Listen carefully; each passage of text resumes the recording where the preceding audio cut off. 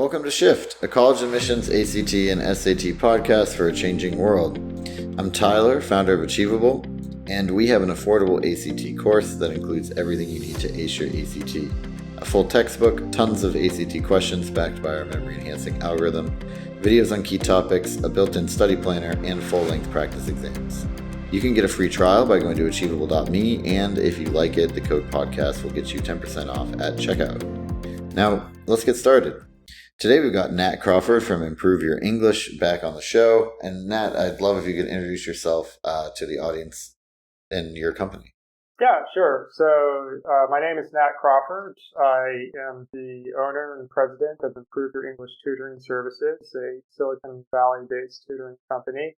I attended the University of Chicago for undergraduate, graduated there, went on to Stanford for graduate school, the PhD program in English. I've had a lot of success helping students improve their English skills, and in fact, in tutoring at all levels. And I've been a teacher and tutor in Silicon Valley for over 20 years at this point, and teaching much of my life, really since third grade.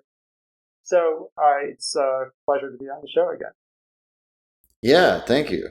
And so today we're going to be talking about just like the main trends in college admissions generally right now. And there is a lot going on, right? I mean, I think the big sort of shoe that dropped last year was the SCOTUS ruling on affirmative action. So how do you feel like that's impacting college admissions in this cycle that you're seeing?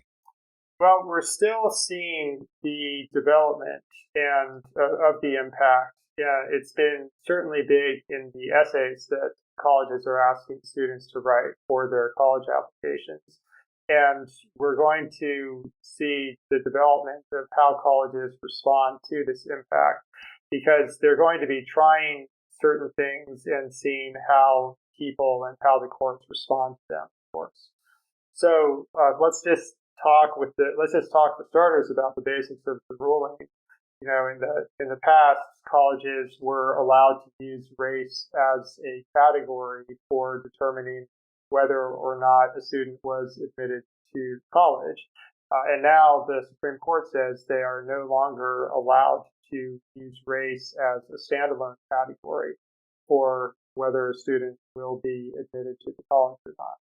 Now, it's the colleges responded by reaffirming their commitment to having racial diversity in their student bodies. And the question is, you know, like knowing that they have this commitment and they're quite open about it, what are they going to do as a response to the Supreme Court ruling? So in one sense, the ruling didn't change anything about the college landscape, right? Because it didn't change the fact that colleges, it's not like colleges suddenly said, oh, okay, well, we'll have a different goal in mind for the overall makeup of our classes when we admit students, right? Their goal remains the same. The only question is how they're going to go about trying to achieve that goal. Right.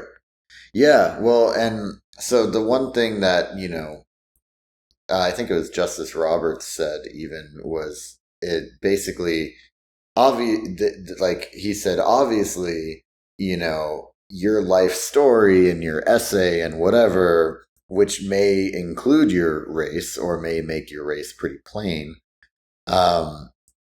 is still like valid for admissions criteria, right? So my prediction, which is surprisingly, at least I've talked to a couple other people who I've asked this question directly and they've said that the answer is no, but my prediction was that basically people were just going to be told, hey, make sure you bring up your race and your upbringing in your essay if you're from one of these underrepresented groups that the colleges are trying to target. And essentially, like, I've actually been surprised to hear from a number of people that that's not the advice that they're hearing out there. And that's also not what they're seeing. They're not seeing a ton of shift in how, like, what students are writing about just based on the SCOTUS decision. And I thought that was interesting because that was like, you know, basically John Roberts like left the loop, like stated the loophole, so to speak, pretty clearly. But it seems like that's, people are not as cynical as I thought, I guess. Well, it kind of depends on what populations these, like these advisors, I think you might be referring to, are working with, right? So, are you talking about people who help students with college admission essays? Yeah. Yeah. So, the college admission essay industry is, let's be open about it. It's generally upper income people, and those tend to be of like certain racial groups. It's also not just upper income people, but also people, ethnic groups who have a high interest in sending their kids to college for education, right? And those are the groups, at least me personally, those are the groups that I work with when it comes to college applications. And so I have not worked with any students where it would have, in my opinion, made a difference to reference ethnic background in their hmm college application essays. Now, I agree with you. The SCOTUS left that loophole open for colleges to use.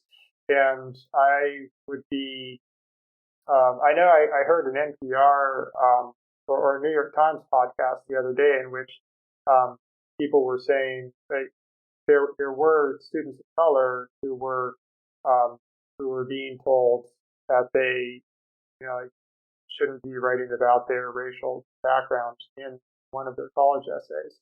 But I think that's a mistaken piece of advice, right? If the loophole hmm is there, then students need to be taking advantage of it. And to be honest, it is an opportunity to talk about, like having to face racism or like other kinds of inequality. Because if that's created a challenge for your hmm education, for your upbringing, colleges deserve to hear about it, and it means that you have overcome some difficulties that make your that make you potentially a stronger candidate for admission than a student who hmm hasn't had the same difficulties. Well, and I think there's also a component of like, it doesn't mean you have to make your entire essay about this, right? Like, I think you can just, like an example from somebody I was talking to was just about how, a girl grew up in Morocco and she was raised by her grandmother who lived through basically like women's suffrage and a bunch of other things in that country, and how that like shaped her perception on things.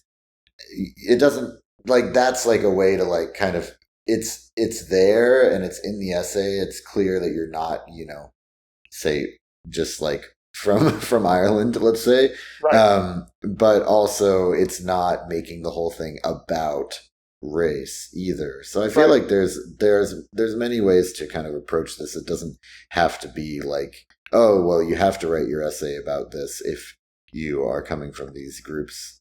Yeah. The other thing too, and I mean, I don't know, this is kind of the point or the argument of the anti-affirmative action people, was that race shouldn't be a primary consideration anyway, which is interesting because, there's, as you've mentioned, in many other aspects of our society, it does matter, and also in terms of what colleges want, it does matter because colleges don't want just like a homogenous class of people. Mhm. Right. Yeah. Although well, a couple of things. I want to touch on that in a moment, but I also want to point out that there's more than one essay that you write for a college application. So there's the Common App Right. essay, which I don't think should reflect one's ethnic background at all, unless there's something hmm you're really passionate about that is clearly connected to an ethnic background, right? So there's the Common App essay, but how a lot of colleges responded to the Supreme Court ruling was by including a supplemental essay prompt where they said, like, tell us about your background. Basically, tell us about your background, the kind of world you came from, and how that influences your goals for college. Now, very hmm often that was a second option, and another, like another essay topic on the same option was something along the lines of tell us about like how you plan to contribute to our college, right? So Hmm. they had an option in many cases at top schools, and not just in top schools. There were some state schools that had this as well. They had an option for students, so separate from the Common App application essay, for a smaller supplemental essay for students to talk about ethnic background, which means that like students didn't have to sacrifice like any writing quality or creativity or any degree of excitement they might have in telling, like what they think is the most important part of their story, in order to also include information about their ethnic background. So there was that was always a minor part of the application this year. Hmm. Right. Yeah. So then, kind of, how do you think this is affecting kind of what happens next? Right. I mean, it doesn't seem like we have a ton of admissions data at this point, but I'm curious if there's anything kind of you want to talk about in that regard. Right, yeah, and not only is there not a ton of admissions data, but Harvard, ha ha ha, is hiding that admissions data from us at this point. So, Harvard has declined to release racial and ethnic demographic data from their early admission class, right? So we have no idea what the breakdown is for Harvard's early admission numbers. Now, Harvard says we're going to release that information over the summer after after we have all of the information about what this class is going to look like. So that makes a lot of sense here, because you could well see an early admission group that reflected like certain concerns that are like not really relevant to the racial makeup that Harvard wants to have. And then Harvard can use the regular admission regular admission pool, in order to complete the process of what's called shaping the class. And shaping the class is where you are making admission decisions based on particular characteristics that you want your class of students to have, right? And that could well include, in Harvard's case, like a certain percentage of students from particular ethnic backgrounds. So we don't have that data. We will have it eventually, but schools are going to be very careful about what that data looks like in the wake of the Supreme Court ruling, and also let's remember that this Supreme Court ruling was prompted by a lawsuit. That lawsuit was very time-consuming, energy, resource-consuming, and financially consuming for Harvard as well. Right. Yeah, I mean, and not to mention, it probably wasn't great for their brand. Yeah. Like, these are all things to consider. Yeah, there's that as well. I mean, it's quite interesting, speaking of the Harvard brand, that Harvard early admission numbers were down by something like 17% this year. And that is probably more because of the fact that they were facing some blowback over the situation with the president and the way the president handled the current political landscape. But still, yeah, it's been kind of a tough year for Harvard in terms of popularity. Right. Well, so then, other than talking about, SCOTUS and things like that, like, what are the other big trends in college admissions right now that you're seeing? Well, I mean, really, that's the main one. I think the most important trends to bear in mind are that the trends are continuing. Like, so these are larger trends that have been going on for a while, that are continuing, right? So college application is still extraordinarily competitive, and becoming all the more competitive as well. It's still a real challenge to find ways to distinguish yourself from the other people who are applying to college in the same year as you. And so it's just really important to find ways, again, of standing out from the crowd. Right. Yeah. Yeah, that makes sense. What else did you want to cover on this topic today? Anything that we've missed so far? Well, I think the the main one is I guess one last thing that I want to point out here is, like I touched briefly on the fact that Harvard was withholding its early admission racial breakdown, and that it Mm-hmm. would give us that information in over the summer after it has the full picture of its admitted class, the class of 28. I think it is important to be aware of the difference between early admission and regular admission. A lot of people think that it's the case that early admission is easier than regular admission because the early admission numbers are generally higher, right? So early admission, Mm-hmm. you might have an admit rate of 8%, then regular admission, you have an admit rate of 4% for a typical top 5 college. And the mistake that many people make there is that they think that the two groups of people are the same. But that's not the case. Generally, the people who apply early admission are more they're more on top of it with college admissions, so they're better organized. They're also focusing on particular schools, so their application is more sharply directed towards a particular college, which is a really important thing to do with a college application.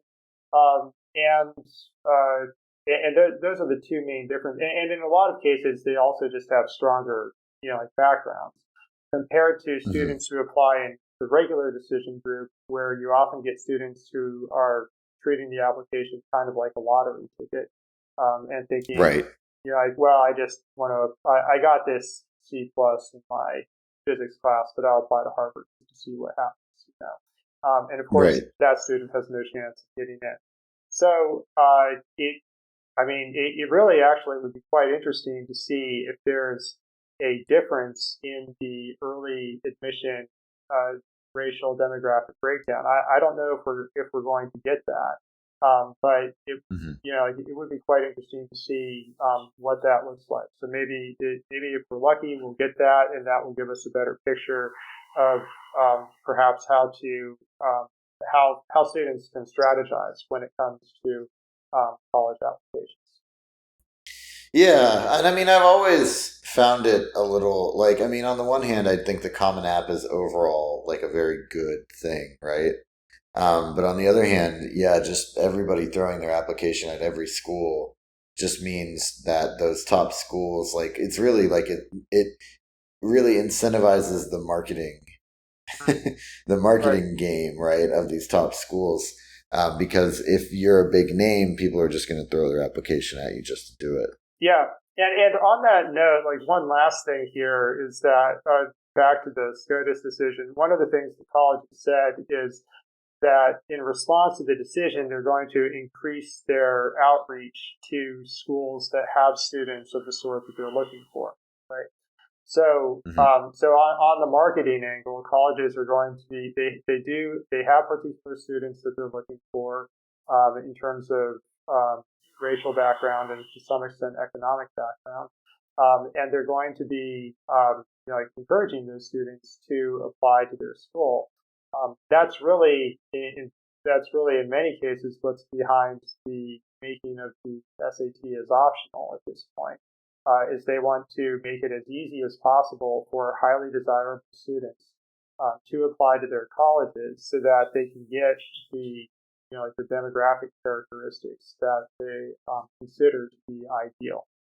So that's another thing that we're going to see is greater outreach to schools that have fewer students who typically apply to Harvard or one. Right. Yeah, that makes a lot of sense, and that is hopefully kind of a wholesome outcome of this. Right. Yeah. You think about that, right? A kid might think, oh, I have no, like my family, maybe my parents never went to college. Why would I think about applying to a school like Harvard? But it turns out that he actually is, he just needs a little bit more self-belief, which is an important part of the application process. And the outreach could certainly help with that. Very cool.